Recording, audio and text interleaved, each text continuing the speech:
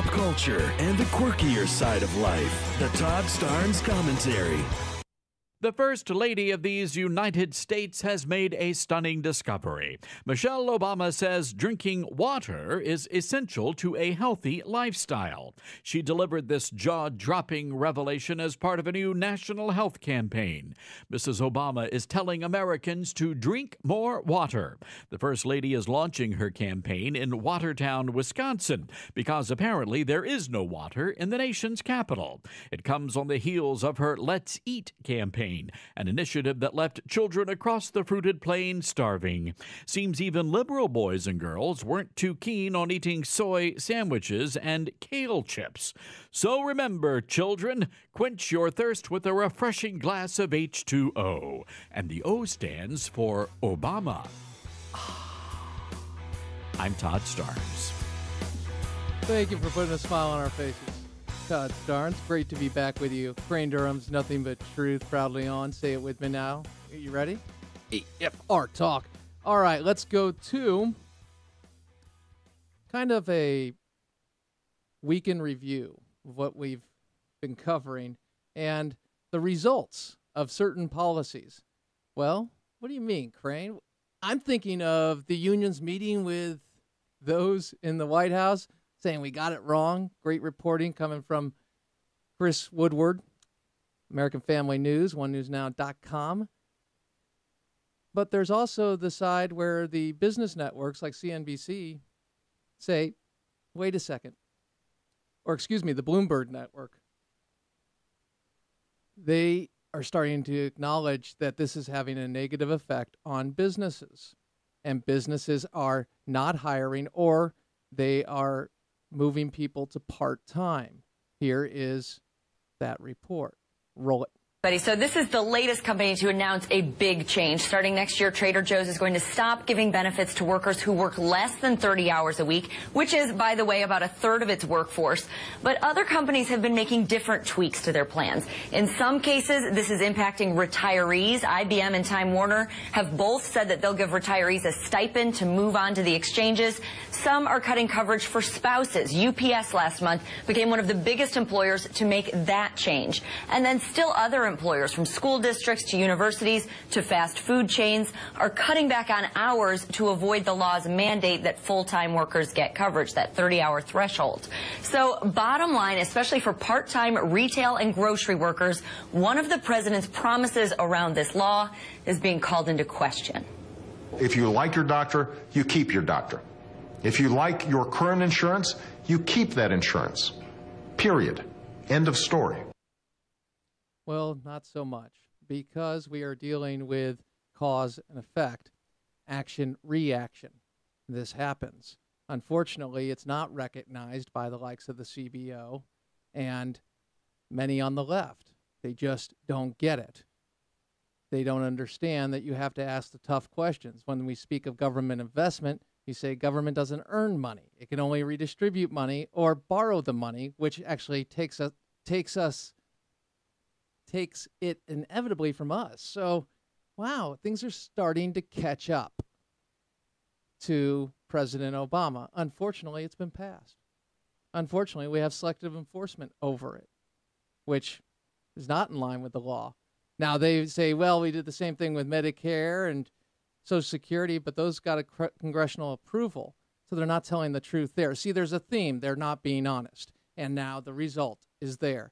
And even people in the short term who thought they were going to benefit are realizing that they are just getting stung with it a little later because of the impact it has on taking away the incentive to hire more full-time workers. 70% of the new jobs that we've seen created, unfortunately, are part-time jobs.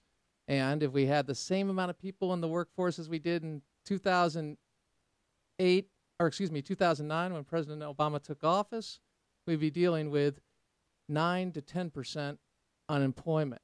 So this is the reality check. It's starting to come through. That's a good thing. See, it's a positive. How could that be? You've got to. I'm not trying to put lipstick on a pig here. I'm just saying they're starting to figure it out. Wow, the consequences are there. let's go to Al Sharpton. Why would you do that? I have to go to Al Sharpton. Al Sharpton has the point of view that if a company is very successful, it better have proportionately on its board a race proportionate to the population. And he expressed this when it came to Apple. He wants a bite out of the apple. Roll it. There are no blacks on 30% of the Fortune 500 companies' board of directors. Apple, where we spend a lot of money on Apple. They have a new iPhone coming out today. No blacks in board of Apple. We buying up all this Apple stuff and can't get a bite. Now, today, the iPhone comes out that is, of course, produced by Apple.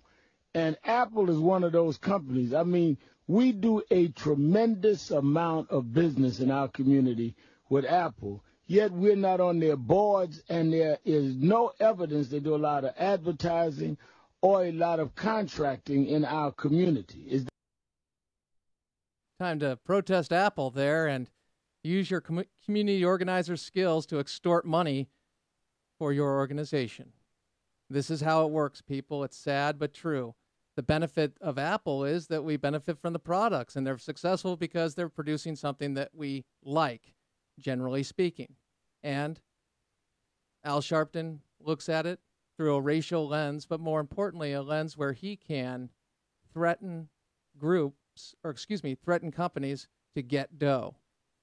Understand this man is advising the president, has advised the president.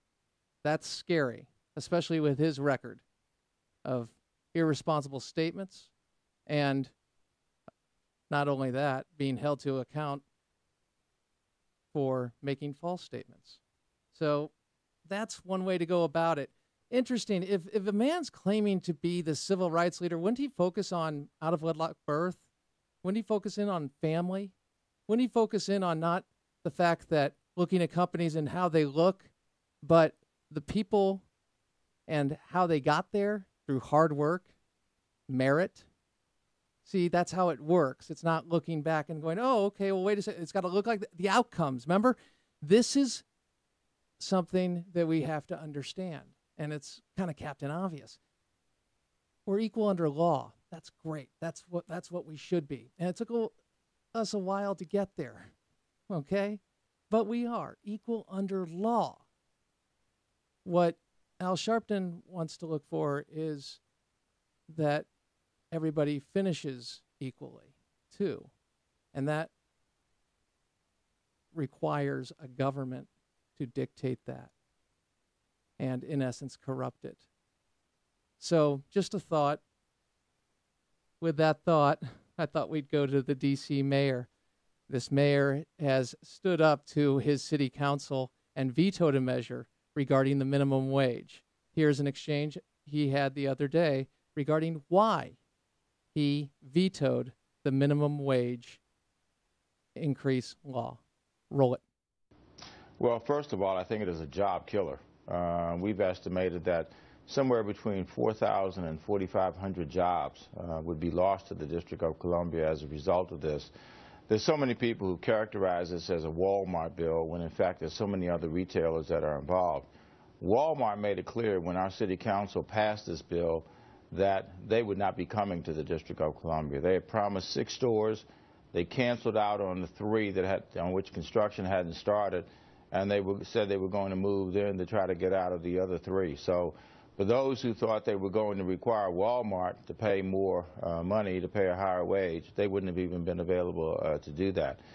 And then there's so many other retailers who fit the criteria, like Wegmans, like Costco, Home Depot, Lowe's, those type of retailers who indicated that they either wouldn't come to the District of Columbia or they wouldn't expand their operations as they originally had thought. So one, it is a job killer, and frankly would have sent the message that the District of Columbia is closed for business.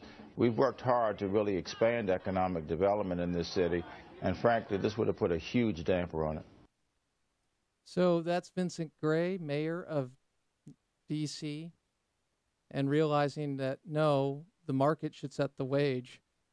And that's, again, going back to a government saying, we're going to establish an artificial measure on who gets paid. I mean, it's a price they're putting on arbitrarily and not allowing the market to work. Again, when you believe in that, you believe in a government that is taking control over your life and your outcomes and the ability for you to use your godly gifts to succeed. Something to consider. Good news, though. Hey, I need a laugh. I need Jay Leno. Jay Leno was on fire this week. Here's just a few of the jokes that he was telling the other night. Roll it. A little cooler today. Wasn't so bad today. Wasn't quite so hot out today. It's still a little warm, but you can tell fall is coming to the east, you know. The leaves are changing faster than the White House position on Syria. It's unbelievable. And John Kerry has given Syria 1 week to hand over its chemical weapons. And if they don't, he'll give them another week. So that's kind of where we are right now. And Vice President Joe Biden has been very quiet on Syria, so at least some good has come out of this. And last month, 312,000 Americans stopped looking for work, causing the unemployment rate to fall to 7.3%. Today, President Obama called it a step in the right direction and encouraged more Americans to stop looking for work. So we'll bring that down a little bit. It's sad, and there's humor there. But this is the result. See, I think the results that we continue to see and feel and experience are actually going to do good, because a generation is going to have to face this and the result of these promises and liberal policies. And sometimes we learn lessons the hard way. I think we've learned our lesson, but apparently not. When it came to the election in 2012, President Obama, our president, reelected. And the candidate, Mitt Romney, took issue with him a number of times, and they had exchanges on these very topics, including foreign policy. Here is an excerpt from the foreign policy debate where President Obama goes through and misrepresents Mitt Romney's positions in the Middle East.